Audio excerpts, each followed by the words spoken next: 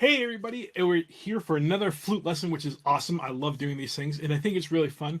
And it's getting ready for getting ready to play, I guess, and be better musicians and everything like that. It's the start of a new year, so that's always exciting. Welcome to 2021, and with everything that's going on, sometimes we need something to maybe get our minds at ease, relax a little bit. And there's nothing better than playing the Native American flute to actually do that. There's actually been some studies out there talking about music and how music can be very therapeutical and actually help you relax and find a good center and a peace of mind.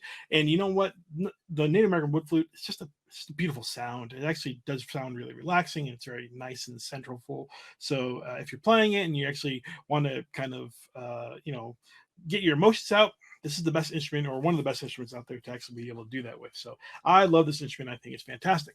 Uh, we are going to talk about some stuff that I really, really love. Again, we're gonna look at what we've done in the past. We're gonna review some things, and then we're also going to talk about some new stuff. But we're talking about some ideas now that are really exciting for me because it's about expression. It's about trying to get more out of the instrument that you want to play. We talked about a lot of basics. We've talked about the notes, we talked about beats, we talked about rhythm, we've talked about scales, we talked about understanding your fingerings, and all that stuff is kind of core foundation knowledge. It is base core information for you to be able to play better. However, it doesn't really help you with expression. And what we're talking about today, and what we talked about in the last couple of lessons, is the idea of expression. And so we want to review that. We want to talk more about the idea of expression. What does that mean? And then we also want to try to continue that thought process along the road of where we are, because being able to express what we want to inside music is really, really vitally important. It's also just kind of fun. I mean, it's really where the fun comes from inside of anything. It's for you to be able to play your own music, you to be able to express your own music, and you to be able to have your own thoughts out there. So that's what we're going to talk about today. We're going to talk about some more expression. We're going to talk about some more ways that we can play a little bit better, and also we're going to recap some stuff. Let's talk a couple lessons back. So we're this is our ninth lesson. Wow, I can't believe we're up to 9 lessons already, and that's cool. So we're at our ninth lesson. So if we look at lesson 7, like where we were about 2 lessons ago, we ended up talking about the idea of the fingerings of the flute. Right, we got through all the names of the flute and all the different names that come with all the different fingerings. We talked about our anchor finger and how our anchor finger is just always there, and how that once we have this minor pentatonic scale that we can now play, that we're able to create a really pretty sound, as well as create patterns and examples or exercises for us to be able to uh, get our fingers moving and get this kind of muscle memory built in. Remember, the idea of muscle memory is once you repeat things over and over again, your muscles will start to kind of remember what those fingerings are. I use the example of a baseball player being able to throw, and how after a while, after you throw hundreds of thousands of pitches, you don't have to think about it anymore. It's just part of who you are. And that's the thing about playing and practicing, is that after you actually play and practice for 5 hours, 10 hours, as your time builds up, you you remember, your mind will remember where your fingers are, where the placements are, how to effectively get a better sound out of it. And that's what we're talking about. It's the idea of these patterns, being able to use our fingers and have them remember the motions that we want to do. There's an old blues player by the name of BB King, and BB King plays guitar. And one of the things I used to love when I was learning how to play guitar was listening to BB King, and I was always impressed with him until one day. A teacher of mine sat me down and said, BB King actually really only plays 7 different patterns. And if you understand the patterns and how he utilizes them over and over again, you can see how his intelligence and how his awesomeness is just there. But it's because he understands these patterns and he can use those patterns in a whole variety of different ways. Once I saw that, I'm like, wow, mind blown. It's actually very simple to be able to become an expert, sound like an expert, by understanding some very simple things. Muscle memory is one of those things that really helps out. Once you understand patterns and once you understand how patterns can work for you, it's putting those in different areas and different ideas. And all of a sudden now, you're playing amazing stuff, and it sounds like it's it sounds like you've just been an expert forever. But what it is just you're utilizing things that are very familiar to you, utilizing patterns that are really nice for you to use. And that's where the idea of creating patterns and examples and exercises can come into play. Some of the exercises we've talked about were ascending, right? So we go first position, second position, third position, fourth position, fifth position, sixth position, and then descending, just doing everything in reverse. Sounds like this.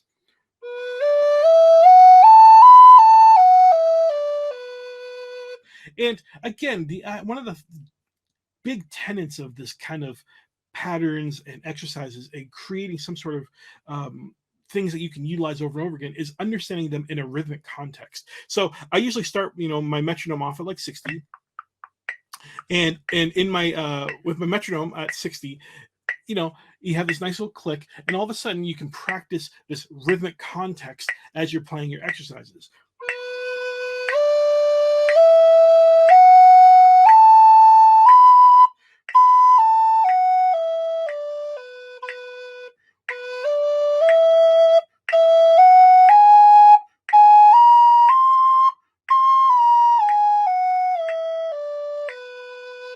And that's the idea, is being able to create an exercise, create a pattern, use notes that you want to use, and put it into a rhythmic context that's going to make it easier for you to understand what's going on inside the world. Now, you create patterns over and over again, and these patterns will help you build that muscle memory and help you continue moving down the road of being able to express better. Find a pattern that works for you. Find a pattern that you like. Maybe you like the idea of, I don't know, 4 6 5 6 4. 4 6 5 6 4. So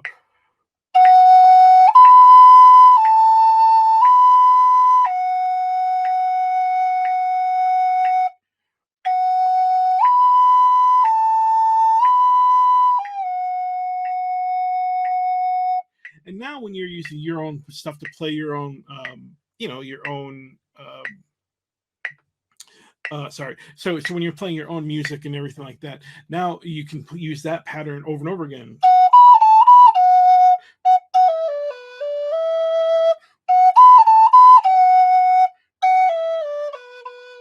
Now I'm just using ascending and descending with that other new pattern that we talked about, the 4 6 5 6 pattern.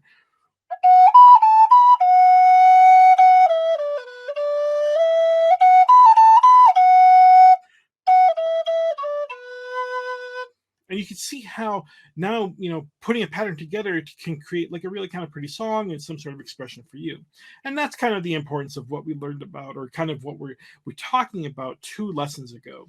In the beginning, or in the beginning, I was going to say in the beginning of our last lesson, and actually the end of lesson 7, we talked about the idea of expression, and how expression really is this kind of concept of phrasing, and kind of this idea of creating lines that start and end in some sort of melodic fashion that you can use over and over again. So we talked about exercises and creating patterns. Those are important. But expressions are now utilizing your patterns to create sentences or structures of meaning. Think about music as a language. Music is a language. It's not something you have to really think about that hard. Music is a language. And don't even worry about lyrics or anything like that. Let's talk about this idea of music as a language.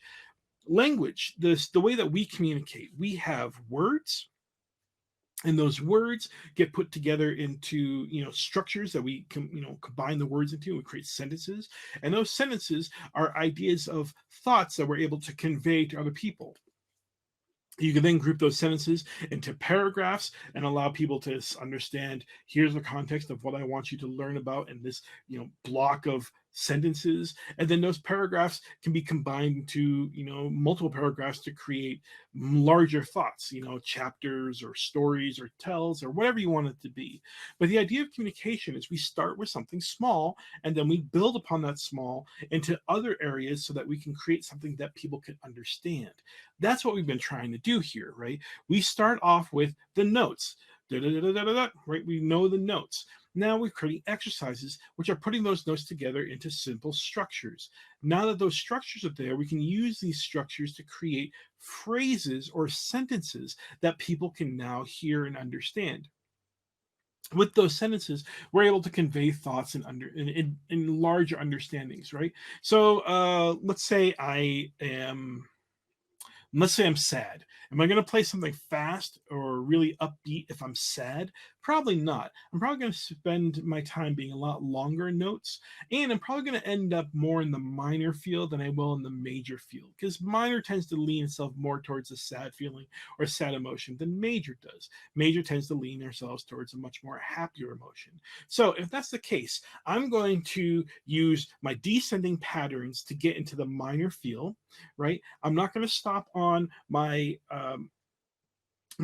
second position. I'm going to always end on my first position because that's where the minor ends. And then I'm going to use maybe a fast passage just to get in, so then I can have a longer, slow feeling um, of emotion, so that's going to convey the minor. Okay, so maybe I'll start a little bit faster.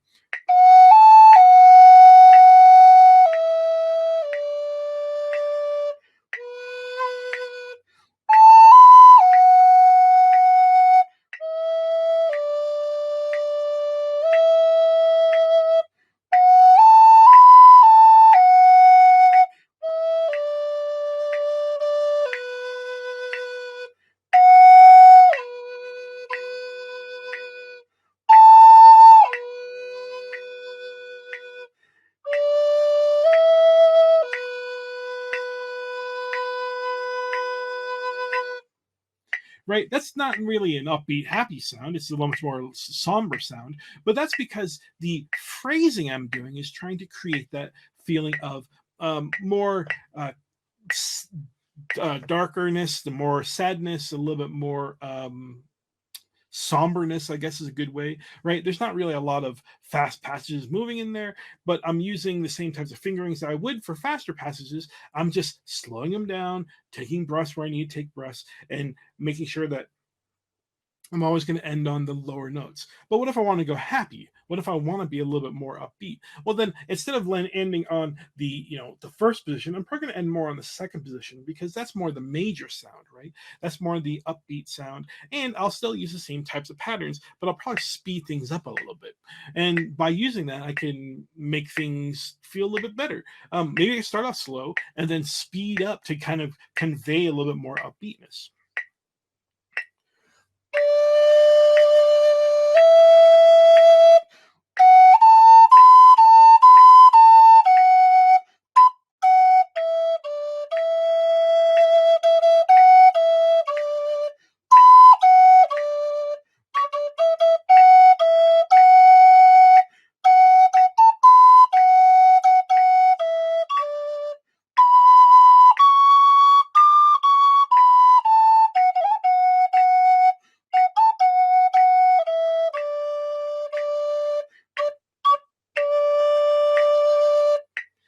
And you'll hear it there, while as I'm changing my phrases around and actually speeding things up and connecting them a little bit differently, that I have a little bit different feeling than with the somberness. And that's the idea of phrasing, and just communication layer is being able to add notes together, put them in some sort of order so that you can actually convey what you're feeling, or convey an idea that is something that people can understand. And that's kind of the cool thing about it.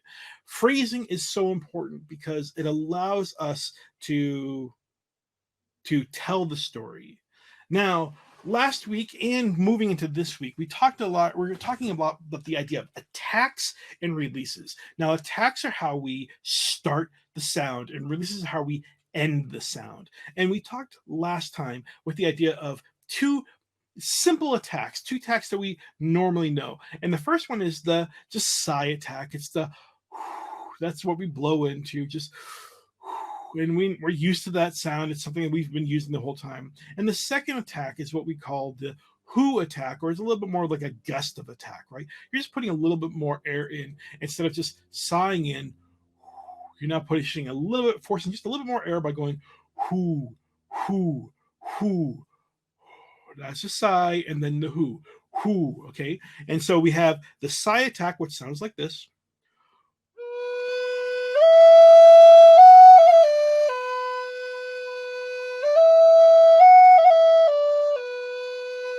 And then we have the who attack, which is just a little bit more air as we go in.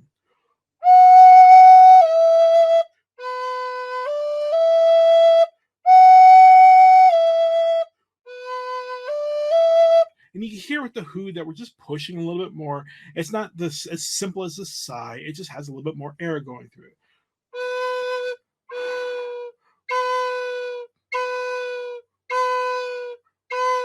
And if you want to, you can emphasize that by, like, pushing your cheeks out, whoo, whoo, whoo, whoo, which is silly and it's just a visual effect, but that's all it really is.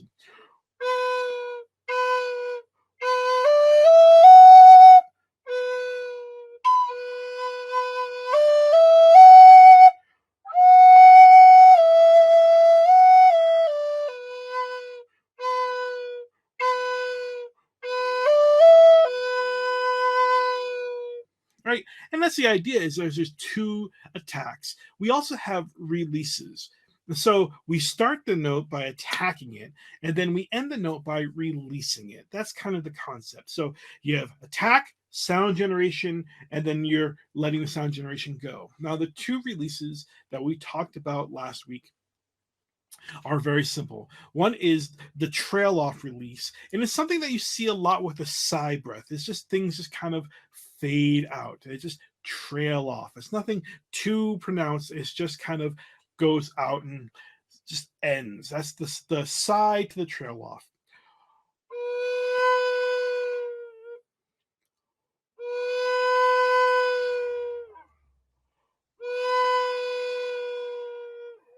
And if you think about it, just your breath running out, that's really what it is, right? You start, you breathe, and you let your breath kind of just run out.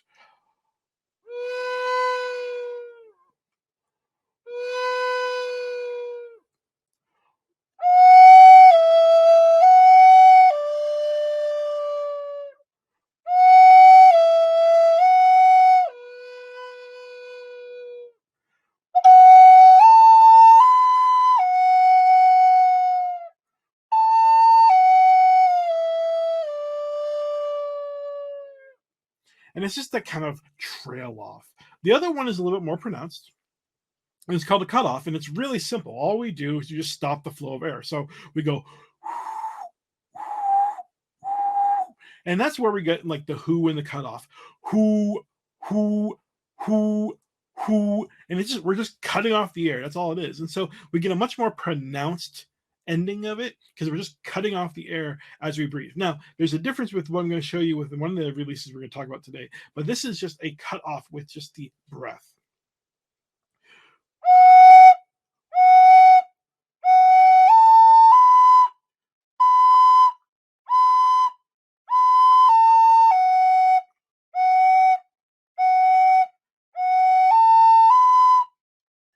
You can hear how the sound just stops, right? That's all we're doing is just cutting off the sound. And that's the two attacks that we talked about in our last lesson, or the two releases we talked about in the last lesson. We talked about two attacks and we talked about two releases. The two attacks again are the sigh attack and then the who attack. The sigh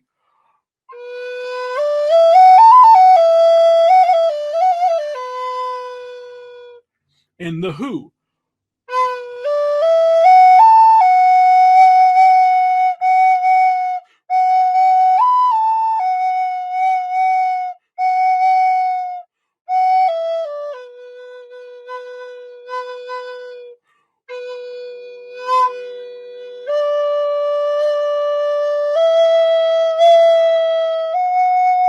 Right? Sigh, just let the air in. Who, you're just putting a gust of air in. So the who or the gust attack. And then we have the releases. The releases again being the fall off or the trail off that just kind of fades out. And then we have the cut off, which is just our air stopping. So the fade out or the cut off.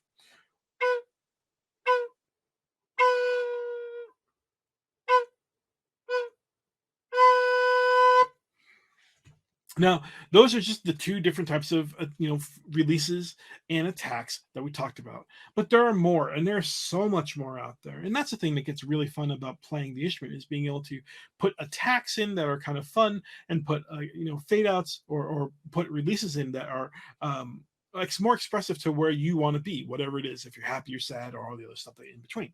So by attacking the note, we're going to create a different type of sound. Now, our new attack is going to be used with the tongue, and we're going to use an attack. We're going to call it the do attack, and all we're going to do is go do, do, do, do, do, do. Okay, so it's different than the who, who, who. We're actually putting a duh in there. Do, do, do, and that's going to come across in our playing. We're going to hear it sound like this.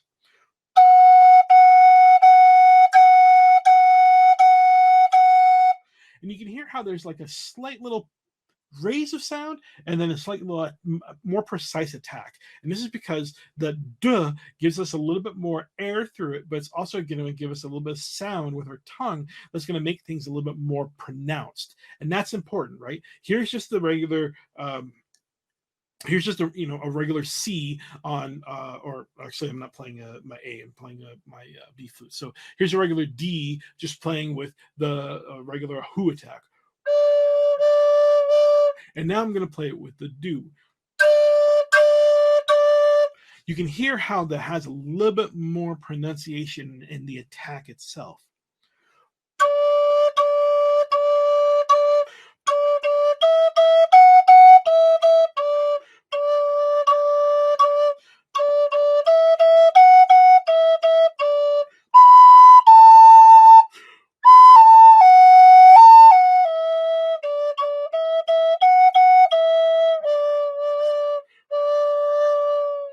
And that's the kind of combination of using the who and the do, is that you're able to create these smoother connections or these more pronounced connections the way you want to perform something. And that's going to have to get a little bit more exciting. And that's just using your tongue. Do, do, do, do. You can also change it up by using the t sound, like a T instead of a D. D's a little bit softer, T's a little bit more pronounced, right? T, t, t, t, or d, d, d. Duh. So we have the more pronounced with the softer D, or the way more pronounced with the harder T.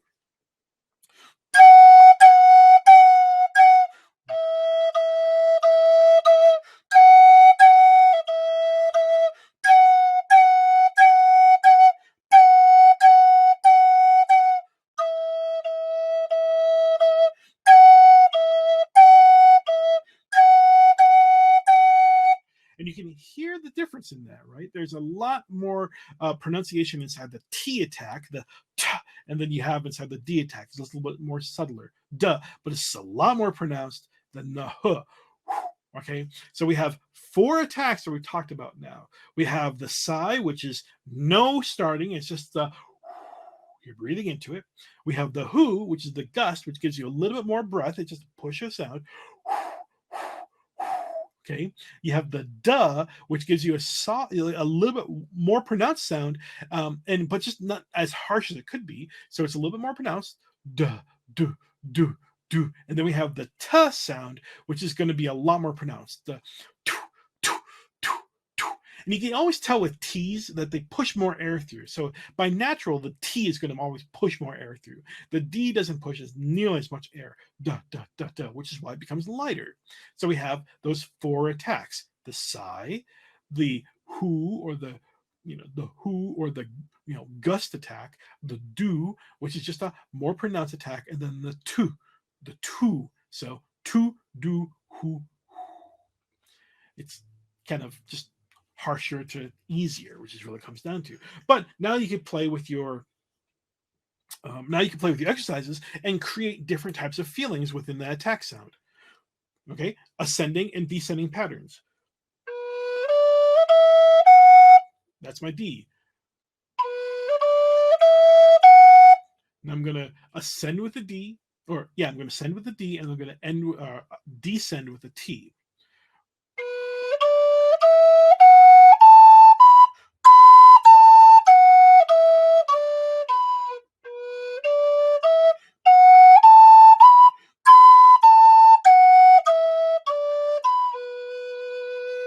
And you'll see with the T's that you're pushing more air through. So you haven't actually the ability of overblowing. We haven't really talked about overblowing yet, but we can overblow a lot more. And overblowing is just the way it sounds. You're just overblowing a note. So if I put all my fingers, I'm in first position, and I'm just going to overblow. I'm going to blow way more air than I need to. Instead of having the low sound, we're going to have the octave sound. And that's called overblowing. And with the T sound, you actually have ability to do more overblowing because the T pushes a lot of air through, and you may end up getting a little more overblown notes than you want. But it's just a great little effect, and it's a great little way to attack the notes. Now, in terms of releasing, we can use our tongue again to get a much more pronounced release. So instead of just stopping the air like with our, which is our, our air blowing stopping, we're just cutting off the air. We're actually going to use the tongue to put in the hole. So here's our little sound hole. We're actually going to use our tongue to stop it in here. And this is going to sound like this.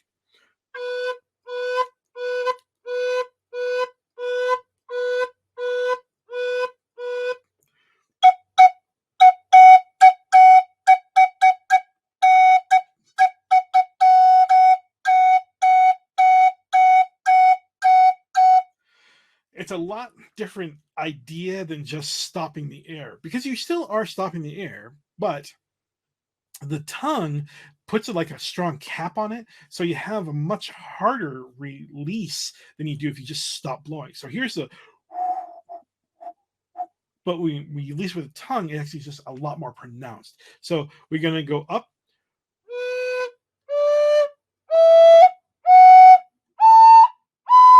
and that's just me stopping the air. Now I'm going to use my tongue on the way down.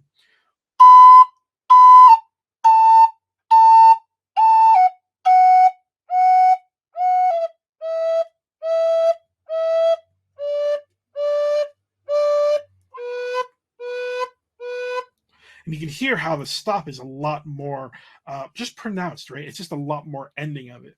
Now, if you're going to work with tonguing, you actually could start using your tonguing more. You actually have to start building up the muscles, because it's not something that you really have a natural ability to do. It's just something you have to kind of work at over and over again, because your tongue just, it doesn't normally like do like,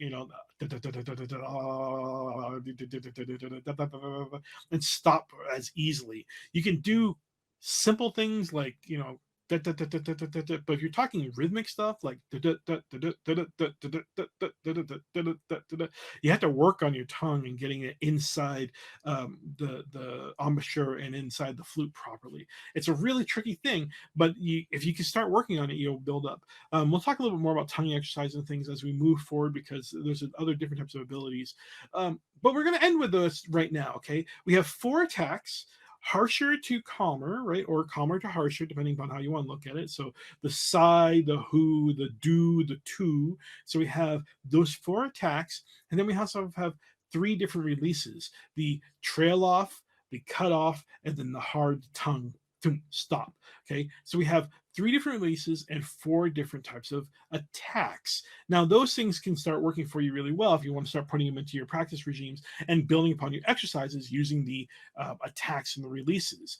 We're going to come back to this, because this is a huge part of expression. We're gonna have to stop talking about expression yet, but I think next week what we're gonna do is we're gonna introduce another type of scale, so that we can have 2 scales to play around with and mix and match, and start creating expression patterns and attacks and release patterns using these 2 types of scales that we can play around with. And now all of a sudden your musical ability is going to just skyrocket. It's going to blow up, because you're going to be able to express so much more. You're going to play so much more and have so much more fun with it. So to recap, again, we're just talking about attacks and releases. We're talking about how you start the sound and how you stop the sound. And those things are so important in terms of expression, because it's really how you start the sentence and how you end the sentence, or how you start the phrase and how you end the phrase. Combining phrases together will allow us to create much bigger songs, much more exciting music, and much more expressional things that we can perform. And that's what we want to do, is we want to get you out there and start performing, because this is such a great instrument. I love this instrument. It's so fantastic. So thank you so much for jumping in and watching the video, and I hope you guys learned something, and I will see you next time on in a couple weeks. Thanks.